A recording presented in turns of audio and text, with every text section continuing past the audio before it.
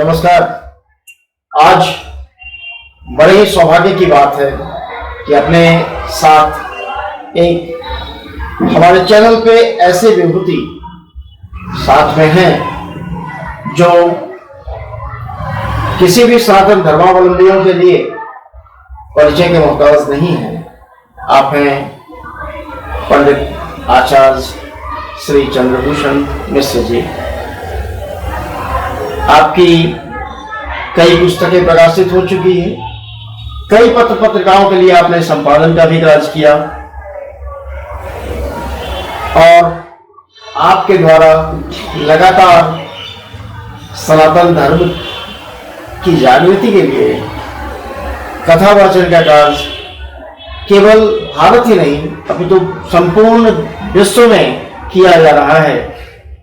आप सनातन धर्म के अलग जगाने में जो प्रयास कर रहे हैं उसके लिए आप को हमारी चैनल अभिनंदन करती है।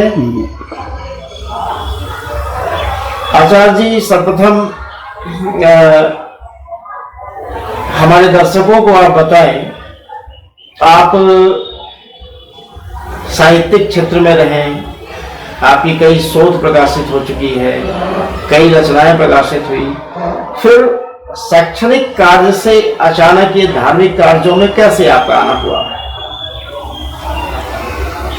ब्राह्मण परिवार में जन्म लेने के कारण घर का वातावरण पूरा धार्मिक था और मेरे जन्म के पहले मेरे 2-3 भाई बहन की मृत्यु हो गई थी और इस बहाने मेरी माता जी सभी साधु संतों पर बड़ा ही स्नेह रखती थी और सब सामान, कीमती सामान दान में उनको दे देती थी और ये प्रभाव मेरे ऊपर पड़ा। मेरे दादाजी भी देवी भागवत की कथा करते थे और उनका अच्छा सब जगह प्रचलन था नारायण। तो ये वातावरण के कारण मेरे घर में साधु संतों का आना जाना बना रहता था। बाद में संतों ने मुझे कहा कि तुम्हारा जन्म भगवान की कृपा से हुआ है, इसलिए सब करते हुए तुमको अध्यात्म के क्षेत्र में ही रहना चाहिए, जिसमें कुछ नाम पूज्य श्री देवराहा बाबा जी ने जब मैं नौकरी करने लगा था यूनिवर्सिटी में तो हमसे बोले कि इसीलिए जन्म लिए हो, धार्मिक कार्य करो, ग्रंथ पढ़ो और सही सही ज्ञान लोगों को दो। फिर स्वामी अखंडानंद जी सरस्वती, पूज्य चरण श्री मुरारी बापू, इन प्रभृति संतों का बड़ा स्नेह रहा हम पर और उन्हीं के द्वारा हमको आध्यात्मिक पथ पर चलने का एक प्रेरणा मिली और मैं इस क्षेत्र में आ गया। आप संस्कृत के शिक्षक भी रहे हैं और आपकी लगभग 30 से ज़्यादा पुस्तकें प्रकाशित हो चुकी हैं, कई शोध प्रकाशित आपकी भी है। आज जो कथा का दौर चल रहा है, कथा वाचन करने में कई लोग आते हैं जिनके पास न तो ज्ञान होता है न धर्म का मर्म जानते हैं, फिर भी कथा करने चले जाते हैं। इस पे आपको कैसा लगता है?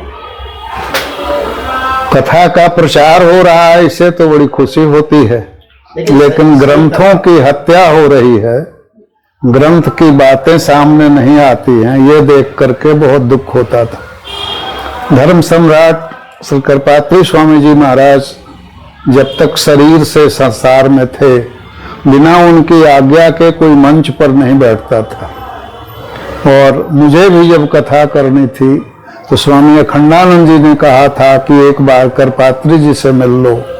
मैं करपात्री जी से जब दर्शन के लिए गया था, घंटों बैठने के बाद स्वामी जी आए और उन्होंने कहा कि तुम्हारे गुरु जी बड़े विद्वान हैं, उनके देख रेख में अगर कथा करोगे तो ये हम लोगों के लिए गौरव होगा, लेकिन एक चीज ध्यान रखना कि बल्ब मत बनना, दीप बन करके रहना।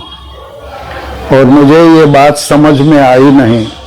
तो बल्ब का प्रकाश बिजली का होता है और दीप का प्रकाश धरती का होता है। सरसों भी धरती का, कपास भी धरती का, मिट्टी भी धरती का। तो करपात्री स्वामी जी ने कहा था कि बहुत उड़ना मत, बहुत ऊपर मत उठना, सामान्य ढंग से जैसे दीप प्रकाश देता हुआ सतत चलते रहता है वैसे ही तू भी अपने जीवन को रखना। और यही मेरे जीवन का उद्देश्य बन गया। आज के जो कथावाचक हैं उनका कथा कम, धनोपार्जन ज्यादा होता है और उनके कथाओं को सुनने के बाद जिन्होंने भागवत या रामायण का पठन किया है उन्हें आश्चर्य भी होता है कि ये लोग कैसे कथावाचन करते हैं। मैं एक घटना सुनाऊं कि जवानी में मैंने जब कथा शुरू किया तो मुझे भी संगीत रखने, खूब सज धज करके व्यास मंच पर बैठने की आदत लग गई थी। एक बार संयोग से पूज्य सदगुरुदेव स्वामी अखंडानंद जी सरस्वती पहुंच गए जहां मैं कथा कर रहा था और उन्होंने फिर कुछ बोला नहीं। सायंकाल में मैं दर्शन के लिए गया तो हमने पूछा कि कोई त्रुटि लगती हो तो बतावें, तो बोले नहीं कथा तो जम गई तुम्हारी, लोग भी आ रहे हैं, नाच गाना भी हो रहा है, एक नाचने वाली रख लो तो और जम जाएगा। और फिर मैं वहां से सिर झुका करके चला आया। तीसरे दिन जब मैं उनके पास गया तो बोले भागवत में 18,000 श्लोक हैं, लगातार पाठ करो तो 36 घंटे लगते हैं और भागवत सप्ताह में मुश्किल से 20-22 घंटा मिलता है। उसमें एक एक लाइन भी अगर श्लोकों की चर्चा करोगे तो समय का अभाव हो जाता है। फिर में नाच गाना भी करना, संगीत भी गाना, लोगों को लुभाना और ऐसे करके कथा की परंपरा को बदनाम मत करो। कथा का मतलब है भागवत से या धार्मिक ग्रंथों की थोड़ी चर्चा कर ली जाए, लेकिन मूल विषय से अलग होकर के कुछ भी न किया जाए। रहा धन की बात, स्वामी जी कहते थे कि तुम एक प्रतिज्ञा करो कि किसी से ये न कहोगे कि इतना दक्षिणा लेंगे।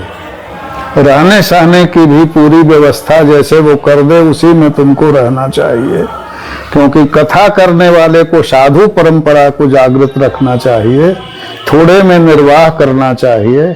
ऐसा नहीं हो कि उस पर भार पड़ जाए और सब लोग सोचे कि कब कथा खत्म होगी, कब समस्या का निदान होगा। तो मैं उन्हीं महापुरुषों के बताए हुए रास्ते पर आज भी चलता हूँ और आज तक मैंने किसी से अपनी कथा की दक्षिणा न तो पहले मांगी है, जो मिल जाता है वही पर्याप्त रहता है मेरे लिए। ये क्या आज का जो समाज है वो धर्म के अनुरूप कार्य करता है? समाज की विकृति के कारण अभी मैंने ऋषिकेश में पूज्य चरण स्वामी अशंगानंद जी सरस्वती जी से मैंने चर्चा की थी, तो उन्होंने कहा था कि अब कलयुग का दौर है और कलयुग में सारी बातें विपरीत हो जाती हैं। धर्म और अध्यात्म अलग अलग होता है। अध्यात्म शब्द बनता है अधि उपसर्ग से। अधि माने अपने भीतर प्रवेश करना, अपने को ठीक से जानना। Know thyself is motto of our individual जो जिंदगी है अध्यात्म की, तो उसका मुख्य रूप है हम अपने को जाने। गौतम बुद्ध ने इसी को अपदीपो भव कह करके आगे बढ़ाया था, लेकिन हम अपना रहन सहन वैसा न करके आजकल हम लोगों को उपदेश देने लगे ज्यादा। परिणाम हुआ कि धर्म का क्षेत्र तो जैसे तैसे बढ़ रहा है, लेकिन अध्यात्म दिनों दिन सिकुड़ते जा रहा है। और जिसको अध्यात्म का ज्ञान होता है वो धर्म को उसी ढंग से अध्यात्म के गाइडेंस में चलाता है, लेकिन जिसके पास अध्यात्म नहीं है वो धर्म को इस तरह से उच्छृंखल बना देता है जो आजकल देखने को मिलता है। नए पंथ, नए संप्रदाय, नए ग्रंथ। पुराने ग्रंथों को समझने के लिए समझ चाहिए, गुरु कृपा चाहिए। व्यास परंपरा के कोई भी ग्रंथ को अपने से पढ़ करके समझा नहीं जा सकता। और हमारे आगे के महापुरुषों ने कितना मेहनत करके इन ग्रंथों को तैयार किया है, और हम मनमाना अर्थ करने लगे हैं, किसी की बात सुनने को तैयार नहीं होते हैं। इस दृष्टि से आज धार्मिक क्षेत्र, मैं ये तो कैसे कहूं कि कलंकित हो रहा है, लेकिन बहुत पवित्रता से हट रहा है, इसका दुख मुझे होता है। वर्तमान में जो धर्म है, इसे कुछ हद तक फिल्म वालों ने भी बर्बाद करने का प्रयास किया है। उनके द्वारा सनातन धर्म में दो देवताओं का जन्म करवा दिया गया, जो कहीं भी अपने पुराने धर्म ग्रंथ में चर्चा भी नहीं है। तो ये सब भी तो धर्म की हानि है ना इन सबसे। होता यह है कि जड़ की ओर कोई जाता नहीं है, और एक ही परम ब्रह्म परमात्मा है। उसी परम ब्रह्म परमात्मा के जितने स्वरूप समझ लो, देवता दो होते ही नहीं है भगवान, वो तो एक ही ब्रह्म है। और इसीलिए हमारे यहाँ बार बार ये चर्चा की जाती है कि हम द्वैत में नहीं अद्वैत में विश्वास करें। शंकराचार्य की जो परंपरा आदि शंकराचार्य की चली है, वो द्वैत की परंपरा नहीं है, अद्वैत की परंपरा है। पूरा उपनिषद और पूरा ब्रह्मसूत्र, उसमें अद्वैत परंपरा करके शंकर भाष्य की इसीलिए मान्यता हो गई है। लेकिन आज इन ग्रंथों को ना तो कोई पढ़ता है, ना कोई समझने को तैयार है। वही मनमाना ढंग से करके धर्म में और ग्रंथों की चर्चा करते हैं। इसी कारण से ये सारी विकृति हो रही है। श्रीमद् भागवत जिसकी कथा आप करते हैं, तो उस भागवत में कुछ ऐसा प्रसंग है कलयुग के से संबंधित? कलयुग का पूरा वर्णन भागवत में है। उसी को रामचरितमानस में ज्यों का त्यों दोहा चौपाइयों में गोस्वामी जी ने कृपा करके बनाया है। तो कलयुग की परंपरा तो पूरी बताई गई है, जो रामचरितमानस में देखने को मिलता है। लेकिन कुछ व्यवहारिक बातें हैं जिसको चर्चा में रखनी चाहिए। जैसे द्वितीय स्कंध में एक श्लोक है, अकामो सर्व कामो वा मोक्ष काम उदारधि तीव्रेन भक्ति योगेन यजेत पुरुषम परम।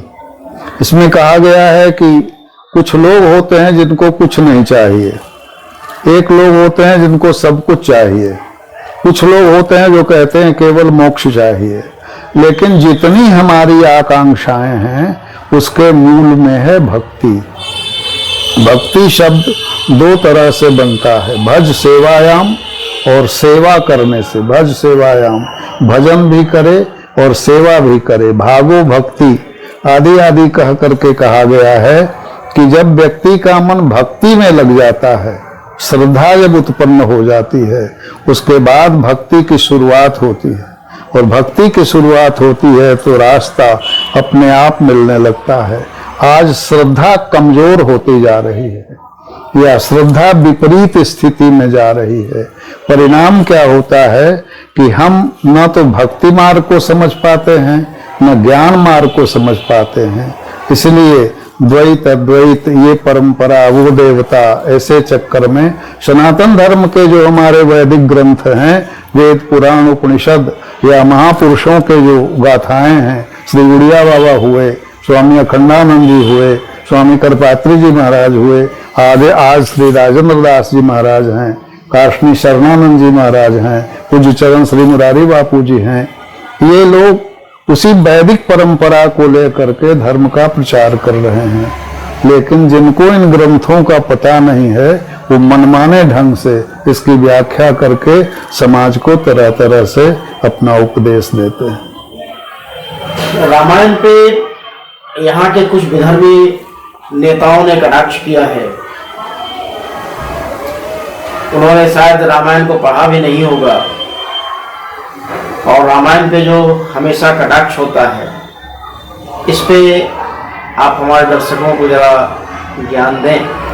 मुझे इतना ही कहना है कि ग्रंथ में जब तक किसी का प्रवेश नहीं होता, उस ग्रंथ पर वो बोलने का अधिकारी नहीं होता। और ग्रंथ में किसी आग्रह को लेकर के प्रवेश करना यह भी दुराग्रह हो जाता है। हम ग्रंथ को ग्रंथ की तरह पढ़ें। गोस्वामी तुलसीदास जी को कोई फिरका पसंदी नहीं थी, वो किसी जाति धर्म से जुड़े हुए नहीं थे। संपूर्ण मानवता के कल्याण के लिए रामचरितमानस की रचना हुई है। इसमें राम आगे है, चरित बीच में है और मानस बाद में है। मानस के दो अर्थ हैं, एक तो मस्तिष्क, मस्तिष्क में तर्क की प्रधानता होती है, और मानस का हृदय से अगर अर्थ किया जाए, मानस का हृदय जब अर्थ होता है तो उसमें भक्ति और श्रद्धा उत्पन्न हो जाती है, वहां तर्क की गुंजाइश नहीं होती। और महाभारत में तर्कोपयुक्त श्रुतयो विभिन्ना नैको मुंडर्जस्य मतः प्रमाणम धर्मस्य तत्वम निहितम गुहायाम महाजनो जेन गतः सपंथा। हमारे जो आदि पुरुष, हमारे जो आगे के लोग धर्म को लेकर के चले हैं, वही सनातन धर्म है, क्योंकि न इसका आदि है न अवसान है, न शुरू होता है न अंत होता है, ये सतत चलते रहता है। बाद में जो मनुष्य के द्वारा धर्म बनते हैं उसको मजहब कहते हैं।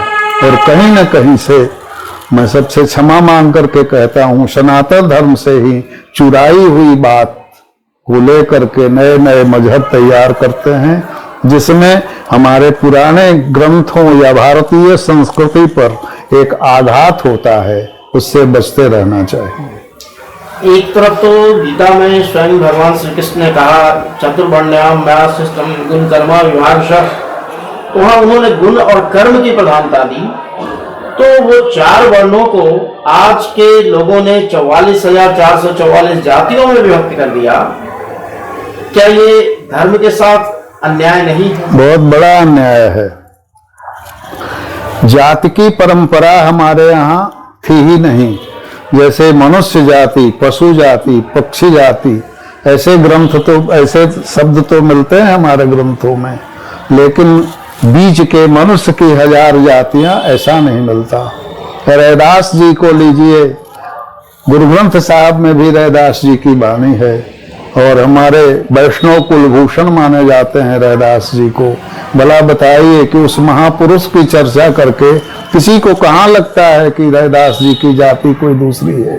कबीरदास यद्यपि निर्गुण ब्रह्म के उपासक थे, लेकिन आज सगुण ब्रह्म वाले भी कबीरदास जी को बड़ी श्रद्धा के साथ याद करते हैं कि उन्होंने ज्ञान के द्वारा लोगों को एक मार्ग दिया था। हमारे पास कोई मार्ग नहीं है। और मैं सही कहूँ ये कि जिसके खुद के संस्कार नहीं हैं, वो बिना संस्कार के ग्रंथ समझ नहीं पाता, और उसके अपने मनमाना अर्थ करके, मनमाना प्रवचन करके सारे धर्म ग्रंथों को भी बदनाम करते रहता है। ऐसे लोगों को प्रति मैं श्रद्धा रखता हूँ कि भगवान करे उनकी बुद्धि सुधर जाए और वो अपने धर्म ग्रंथों के प्रति फिर से विश्वास को जगा सके। मेरी यही धारणा है। अपने पास गीता जैसे महाग्रंथ है, श्रीमद् भागवत है, 18 पुराण है, उपनिषद है, 108 उपनिषद है, 4 वेद है। इतने बड़े संग्रह होते हुए भी हम लोग पाश्चात्य की तरफ उसकी ओर देखते हैं जहां भगवान भास्कर भी डूब जाते हैं। क्या ये हमारे देश के और धर्म के पतन का कारण नहीं है? आजकल दिखावा पर ज्यादा फोकस किया जा रहा है, और पहले साधारण ढंग से रहना, साधारण ढंग से जीना, और यही भारतीय परंपरा भी रही है। लेकिन आज हम यह सोचते हैं कि हमारा वस्त्र बढ़िया हो, हम थोड़ा और लोगों से हट करके चलें, लोगों को जरा नीचा दिखावें, तब हमारा मान बढ़ेगा। परिणाम क्या हो रहा है कि धार्मिक ग्रंथों को मैं कहूँ कि अब पढ़ने को लिए भी लोग राजी नहीं हैं। कहते हैं ये सब कूड़ा है। मैं नाम तो नहीं बताऊंगा। एक विद्वान से बात हो रही थी तो बोले कि तुम तो पूरी जिंदगी रह गए शाकाहारी ग्रंथों के फेर में, इसीलिए तुमको दूसरे ग्रंथों का कुछ पता ही नहीं चला, उसमें कितनी रंगीनियां हैं। और ये रंगीनियों के चक्कर में अपना प्रभाव दिखाने के लिए, बिना ग्रंथ पढ़े, बिना कुछ देखे, किसी महापुरुष में श्रद्धा किए। जो पुराने महापुरुष थे, पहले थे, वही था कि गुरु शुश्रूषया विद्या, गुरु की सेवा करो, और उनका जब मन होगा तुमको उपदेश करेंगे। उपदेशयन्ति तम ज्ञानम तदद्भि ज्ञानार्थम गुरुमेवाभिगच्छेत् समित पाणि। कहते हैं तुमको ज्ञान की जरूरत हो तो किसी सुयोग्य गुरु के पास जाओ, जिसको ग्रंथों में श्रद्धा हो, भगवान के प्रति विश्वास हो, जिसके धर्म कर्म अच्छे हो। वो जब उपदेश करेगा तब तुम्हारे भीतर एक आलोक प्रकाशित होगा, जिसके कारण तुम पूरे संसार को ठीक से समझ सकोगे। ये और अपने एक और ग्रंथ पे ज्यादा कुठाराघात नेताओं के द्वारा होता है, वो है मनुस्मृति। मनुस्मृति में ऐसा क्या है जिसपे कि लोगों को ज्यादा परेशानी होती है? दो तरह के ग्रंथ होते हैं। स्मृतियां जितनी होती हैं उसमें क्या लिखा गया है उस पर चर्चा होती है। भगवत गीता जो है, भगवत गीता भी एक स्मृति ग्रंथ भी मानते हैं उसको, आर्ष ग्रंथ तो है ही। तो भगवत गीता में भगवान शब्द आगे है, गीता शब्द पीछे है। भगवता प्रोक्ता गीता, जो भगवान ने कहा है वो गीता है। गीता का मतलब होता है गाया जाना। और श्री कृष्ण ने युद्ध के मैदान में वो गीता का गायन किया, और श्रोता के रूप में अर्जुन तो बीच बीच में तर्क प्रस्तुत करते हैं, लेकिन ध्वजा में बैठे हनुमान सच्चित रूप से एकाग्रित होकर के गीता का श्रवण करते हैं। परिणाम हुआ कि जीवों के आचार्य अर्जुन और आज कलयुग के प्रधान देवता हनुमान जी को हम गीता के अनुरूप जीवन जीने के लिए एक उदाहरण के रूप में जानते हैं। स्वस्थ पंथा अनुचरेव सूर्या चंद्रमशाइव। भगवान से पूछा कि जितने नियम हैं किसी ने पालन किया है? भगवान कहते हैं दो हमारे पक्के चेले हैं, एक सूर्य और एक चंद्रमा। एक बार हमने कहा कि तुमको ऐसे ऐसे जीवन जीना है, आज तक वो उसी ढंग से जी रहे हैं जिससे लोक कल्याण भी हो रहा है और उनको देवता के रूप में पूजा भी जा रहा है। मनुस्मृति में वो सारे नियम बताए गए हैं जिससे हमारी जागृति हो, हम ठीक से संभल करके चलें। और हम संभलने के डर से मनुस्मृति को बदनाम करते हैं, क्योंकि हमको खुद समझना पड़ता है झूठ बोलना पाप है। तो ये ब्राह्मण के लिए भी दोष है और दूसरे जाति के लिए भी दोष है। ऐसा नहीं है कि ब्राह्मण झूठ बोलेगा तो उसको पुण्य हो जाएगा, और साधारण लोग झूठ बोलेंगे तो उसको पाप लगेगा। तो मनुस्मृति में वस्त्रम सुबद्धम परदेहि तानि शुचिनिश्चु, अपने कपड़े को बांध कर पहनो जो पवित्र हो। लेकिन हम बांध कर पहनना भी छोड़ दिए और वस्त्र की पवित्रता तो भूल ही गए। अब जैसे तैसे करके हम लोग गीता स्मृति को समझने के लिए मैं ग्रंथ का नाम लेना चाहता हूं, और भारतवर्ष के ही नहीं पूरे विश्व के कलयुग के सबसे बड़े विद्वान के रूप में मैं विनोबा जी को स्मरण कर रहा हूं। विनोबा जी ने विद्योपनिषद भी लिखा था, और विनोबा जी ने गीता प्रवचन लिख करके उन तमाम लोगों को जिनको स्मृति ग्रंथों के प्रति धारणा ठीक नहीं है, उनको कम से कम विनोबा जी का गीता प्रवचन पढ़ना चाहिए। वो कहते हैं कि कोई आदमी पटना से कलकत्ता जाने वाली गाड़ी पर बैठे और बैठ करके हनुमान चालीसा का खूब पाठ करे कि ये भगवान इसी गाड़ी से हमको दिल्ली पहुंचा दो। अब वो 1 करोड़ हनुमान चालीसा का भी पाठ कर ले तो कलकत्ता जाने वाली गाड़ी से वो दिल्ली नहीं जा सकता।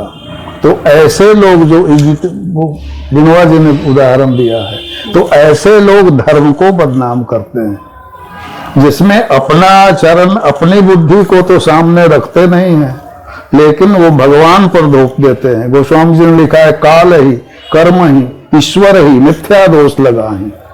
अपना दोष बिना देख करके समय खराब है, कर्म खराब है, भगवान हमारे साथ कुछ अच्छा नहीं कर रहा है, ऐसे करके हम संतोष कर लेते हैं। तो मनुस्मृति को समझने के लिए अपनी स्मृति होनी चाहिए, अपना स्मरण होना चाहिए, अपनी एक क्षमता होनी चाहिए।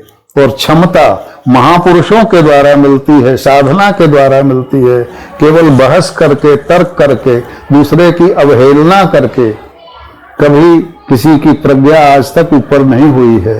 और जब तक प्रज्ञा नहीं होती, प्रज्ञावान लभते ज्ञानम, जब प्रज्ञा उत्पन्न हो जाती है तो सूझ ही रामचरित मणिमानिक, गुपुत प्रकट जहां जो जही खानिक।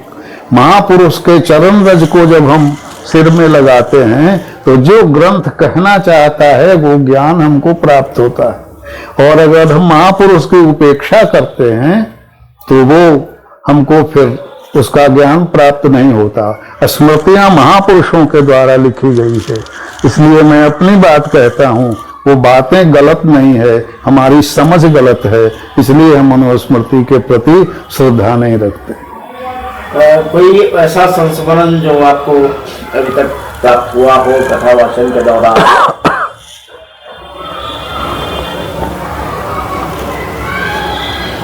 कथा करते करते लगभग 20-25 साल बीत गए। उसमें यही हुआ कि बड़े बड़े महापुरुषों के दर्शन हुए। श्री बंगाली बाबा हमारे साथ चलते थे। एक बार मैं कथा कर रहा था, भगवान श्री कृष्ण ने मिट्टी खाई, तो कथावाचक के रूप में थोड़ा इधर उधर बातें करके बड़ी लंबी बात हो रही थी। बंगाली बाबा ने कहा कि असली अर्थ प्रकट नहीं हुआ। तो उनके डर से मैं बोलता गया। बाद में बाबा की कृपा या भगवत कृपा से मुझे फिर मैंने एक अर्थ सुनाया कि भगवान के बाहर भी जीव हैं और भगवान के भीतर भी जीव हैं। तो बाहरी जीवों को वृंदावन का रज जो है मिल रहा था। वृंदावन का रज जो है ब्रह्म स्वरूप है, और ब्रह्म स्वरूप रज शरीर को मिल रहा था। लेकिन भगवान के हृदयस्थ जो जीव थे उनको रज की प्राप्ति नहीं हो रही थी। तो भगवान से शिकायत किया कि आपके हृदय में रह करके भी हम वृंदावन के रज से वंचित हैं, तो उनको रज का प्रसाद देने के लिए भगवान ने मिट्टी खाई है। जब ये बात मैंने कही तो बाबा बड़े प्रसन्न हुए और उन्होंने फिर मुझे बड़े ढंग से आशीर्वाद दिया। तो ऐसी ऐसी घटनाएं कथा क्रम में मिल जाती है। नारायण, ऐसे महात्माओं के बहुत से अनुभव हमको प्राप्त हुए हैं, भारतवर्ष के और बाहर के भी महात्माओं को, दूसरी जाति के महात्माओं के भी। मैं तो कहूँ कि मुसलमानों के भी कुछ ऐसे साधक होते हैं जिनकी साधना को किसी तरह से भी तुच्छ नहीं माना जा सकता, लेकिन उनके मन में जरा भी हिंदू मुसलमान ये सब भेदभाव नहीं होता। आप भारत ही नहीं पूरे विश्व का भ्रमण किए हैं, भारत के बाहर भी आपको कथा करने का अवसर मिला है, तो यहाँ के वहाँ जाने में आपको कोई कठिनाई या कुछ वैसी समस्याएं आई होंगी? मैंने बाहर की यात्रा शुरू की थी इंटरनेशनल रामायण कॉन्फ्रेंस के द्वारा।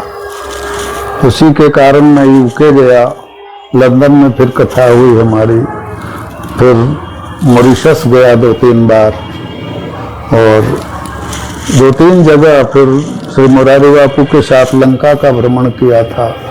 मेरा आने जाने का तो कष्ट जो थोड़ा होता है सबको, वो स्वाभाविक हुआ, लेकिन वहां के लोगों से मिल करके बड़ी खुशी हुई। हम लोग विदेश का नकल करते हैं, लेकिन विदेशी लोग भारत का नकल करते हैं। और मैं बताऊं आपको कि मैं धोती और एक आधा बाह का कुर्ता पहनता हूं। मैं विदेश जब जाता हूं तो यहाँ से बहुत सा वैसा सेट ले जाता हूं, और बड़े बड़े लोग हमको कहते हैं कि अपना प्रसाद मुझे दे दीजिए। और वो लोग फिर जब धोती कुर्ता पहन करके आता है तो उस विदेश में टाई बांधने वाले के शरीर पर जब भारतीय वेशभूषा देखते हैं तो हमको बड़ी प्रसन्नता होती है। एक श्वेतलाना नाम की लड़की जो यहाँ वाराणसी में आकर रही, और आपको आश्चर्य होगा कि पूरे रामचरितमानस का उसने जर्मन भाषा में अनुवाद कर दिया, और एक ऐसी निष्ठा उसकी रही कि दिन रात भगवान की पूजा करते। वो भी हमारे साथ कॉन्फ्रेंस में जाती थी। हम उसको स्वीट स्वीट श्वेतलाना कहते थे, और बड़े बड़े संत लोग उससे दुलार करते थे। देखने में तो उम्र उसकी 70 साल की हो गई थी, लेकिन इतनी एक्टिव और भारत के प्रति इतनी आस्था थी। तो ऐसे लोग जब विदेशों में मिलते हैं तो उनको देख करके बड़ी श्रद्धा होती है। और भारत माता के जो व्यवस्थापक थे, अधिष्ठापक, अधिष्ठाता स्वामी सत्यमित्रानंद जी महाराज, एक बार हमको कह रहे थे कि आचार्य देखो, विदेश में जाने पर हम लोग भारतीयता का छाप छोड़ते, और वहां के लोग जब यहाँ आते हैं तो उनको देख देख करके भारत के लोग अपना रहन सहन बदलते हैं, वैसे ही रहना चाहते हैं, वैसे दिखना चाहते हैं। तो एक दिन ऐसा न हो जाए कि हमको भारतीयता विदेशों से सीखना पड़े। तुम लोग कथा करते हो तो इसका ध्यान रखना कि कम से कम भारतवर्ष की जो श्री संस्कृति, अपनी सभ्यता है, अपनी संस्कृति है, अपने धर्म ग्रंथ हैं, ये बचे रहे, ताकि इस आलोक में विदेशी तो सुधर गए लेकिन भारतीय बिगड़ न जाएं। ये भगवान से प्रार्थना करना कि ग्रंथ सबके घर में रहे और सबके मन में उसकी समझ हो। ये 1947 में कहा जाता है कि भारत स्वतंत्र हो गया, जबकि स्वतंत्र तो आध्यात्मिक तौर पे, शैक्षणिक तौर पे और राजनीतिक तौर पे तो बिल्कुल ही नहीं हुआ है। क्या आपको लगता नहीं कि इसमें कहीं ना कहीं कुछ दोष है? पहले जब संस्कृत के बड़े विद्वान होते थे तो उनको एक उपाधि दी जाती थी, सर्वतंत्र स्वतंत्र। उसका अर्थ यह होता था कि उनमें मौलिक ज्ञान उत्पन्न होता था, और वैसा मौलिक ज्ञान जो अकाट्य हो। जैसे मैं फिर विनोबा जी की एक बार चर्चा करूं, हिंदू कौन? एक बार ये प्रश्न आया, उसमें बड़े बड़े तत्वज्ञान राजनेता जो थे, तिलक जी भी बैठे थे और पंडित नेहरू भी बैठे थे, और उन लोगों के बीच में मुझे ये नागपुर में किसी ने सुनाया था, हुआ कि हिंदू कौन? तो पहले हुआ जो शिखा रखे, सूत्र रखे।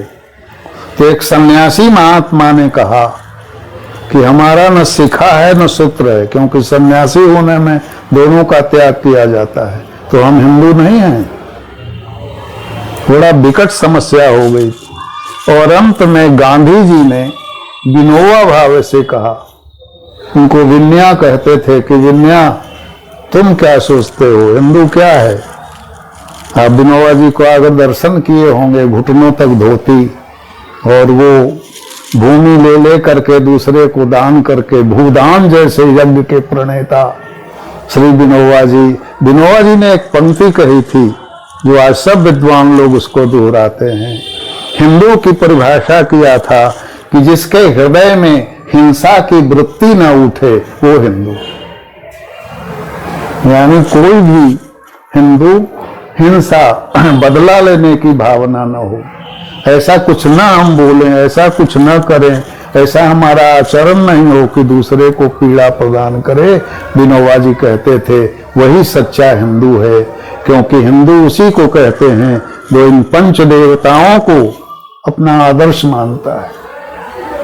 भगवान राम की मर्यादा, भगवान श्री कृष्ण की जिंदा दिली, श्री कृष्ण की जितनी लीलाएं हैं वो लोगों को जोड़ने के लिए बताई गई हैं। श्री हनुमान की ऐसी शक्ति कि बंदर बन करके संपूर्ण संसार को सेवा का अद्भुत पाठ पढ़ाया, जो आज भी विकट परिस्थितियों में हनुमान जी को याद करते हैं, संकट कटे मिटे सब पीरा। और आजकल कथावाचक लोग कहते हैं कि एक आदमी शराब पी करके दिन भर घूमते रहा, सिर में दर्द हो गया। हनुमान जी से कहा कि लिखा हुआ है संकट कटे मिटे सब पीरा, वो हमारी पीरा हर लो। तो हनुमान जी ने उससे कहा कि संकट कटे मिटे सब पीरा तब होता है जब पूरा भरोसा मेरा हो, आचरण मेरा अगर रखते और पीड़ा होती तब मैं हरण करता। तो आचरण में तुमने तो अपना खान पान बिगाड़ दिया, रहन सहन बिगाड़ दिया, और अब आप आकर के कहते हो मेरी पीड़ा हरो, तो इसकी जिम्मेवारी हम पर नहीं है। इसलिए भारतवर्ष का सिद्धांत है देवम भूत्वा देवम यजेत, पहले देवता बनो फिर देवता की पूजा करो, तो देवता का आशीर्वाद तुम्हें प्राप्त होगा। तो भारत के लोग का आज खान पान जो है, रहन सहन है, शिक्षा है, ये सब तो पूर्ण तौर पे विदेशी हो गया। भारत में जहां मांसाहार वर्जित था, यहाँ तो आज फैशन बन गया।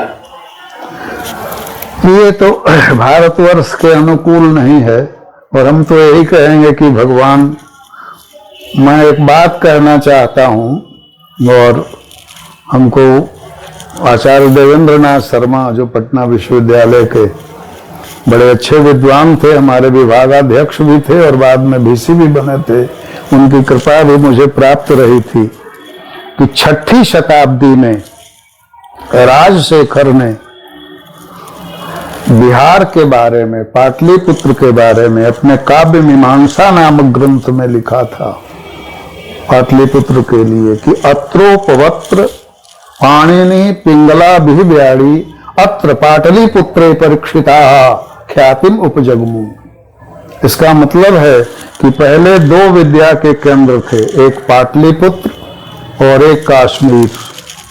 तो जो परीक्षा यहाँ से पास कर जाता था और पाटलिपुत्र का परीक्षा पास करने के बाद कश्मीर में परीक्षा होती थी, और दोनों से जो पास कर जाता था उसी को विद्वान कहा जाता था। और ये सिटी का जो गुड़हट्टा मोहल्ला है, वो गुड़ बेचने की हट नहीं था, वो विद्वानों का हट था। ऐसा विष्णुकांत झा जी जो यहाँ के प्रखर ज्योतिषाचार्य थे, वो कहा करते थे कि गुरुहट, वहां तरह तरह के गुरुओं का निवास था, और पाणिनि पतंजलि की भी परीक्षा लेने का अधिकार पाटलिपुत्र के विद्वानों को था, और उन्हीं के बल पर वो लोग आगे बढ़ करके बढ़े हैं।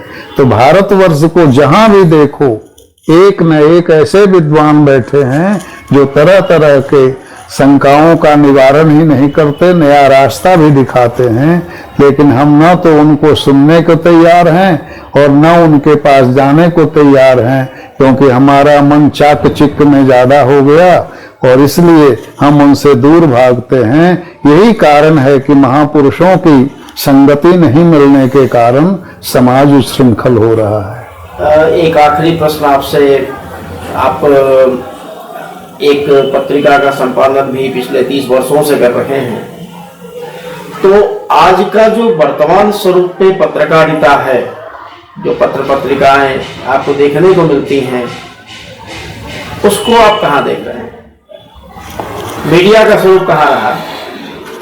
किसी भी पत्रकार से बात करिए तो आदि गुरु के रूप में नारद बाबा को याद करता है, और नारद बाबा ही हमारे जितने आध्यात्मिक ग्रंथ हैं उसके मूल में हैं। तो नारद की पत्रकारिता और आज की पत्रकारिता में अगर तुलना किया जाए तो जमीन आसमान का फर्क हो जाता है। लोग कहते हैं नारद जी लड़ाई लगाते थे, लेकिन नारद जी ज्यों की त्यों बात कह करके उस आदमी में सुधार लाते थे। आज कुछ ऐसे हैं, मैं क्या बताऊं पत्रकारों के बारे में, कभी कभी जब किसी को प्रसन्न करने के लिए पत्रकारिता की जाती है तो सिर धन बुरा लागी पछताना। हम किसी को प्रसन्न करने के लिए जब करने लगते हैं उसमें तरह तरह की बातें छाप देते हैं, और मुझे पत्रकारों से कोई शिकायत नहीं है, वे लोग हमसे बड़ा प्रेम करते हैं, हमारा सब कुछ कहीं न कहीं से प्रकाशित करते रहते हैं। लेकिन यही करना है कि काम क्रोध लोभ मोह जो सबको सताता है, पत्रकार भाई इनसे थोड़ा वंचित रहें और अपनी परंपरा को ठीक से लेकर के चलें, क्योंकि पत्रकार पर ही संपूर्ण विश्व का सभ्यता संस्कृति निर्भर करती है। वही प्रचारक हैं नारद बाबा की तरह। नारद बाबा पूज्य हैं, पत्रकार भी पूज्य हो जाएं अगर वो ठीक से अपना आलोक संसार को दिखाते रहेंगे। ये भारत में न तो कॉन्स्टिट्यूशन में और न किसी धर्म ग्रंथ में वर्णित है कि भारत एक धर्मनिरपेक्ष है। शंकराचार्य जी ने धर्मनिरपेक्षता पे तो कहा था कि जो वस्त्र विहीन होता है वही धर्मनिरपेक्ष होता है।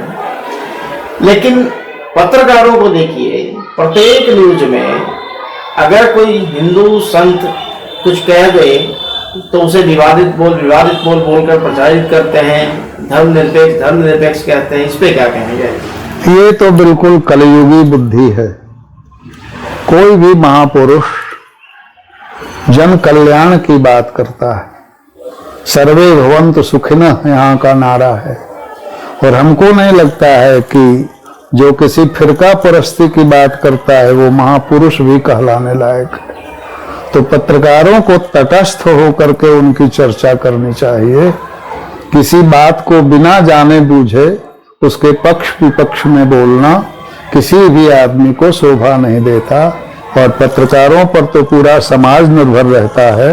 इसलिए ऐसे अनर्गल बातों से थोड़ा अपने को बचा कर रखें, ये मेरी प्रार्थना है उन लोगों से। जी, बहुत बहुत आभार आपका। आपने अपना कीमती समय दिया हमारे दर्शकों को। आशा है दर्शकों को काफ़ी लाभ मिला होगा, और आगे भी कुछ विषयों पर चर्चा के लिए आचार्य जी को दोबारा कष्ट देंगे। आप अपने कमेंट में जरूर बताएं कैसा लगा आपको। जी धन्यवाद। जय श्री कृष्ण। धन्यवाद।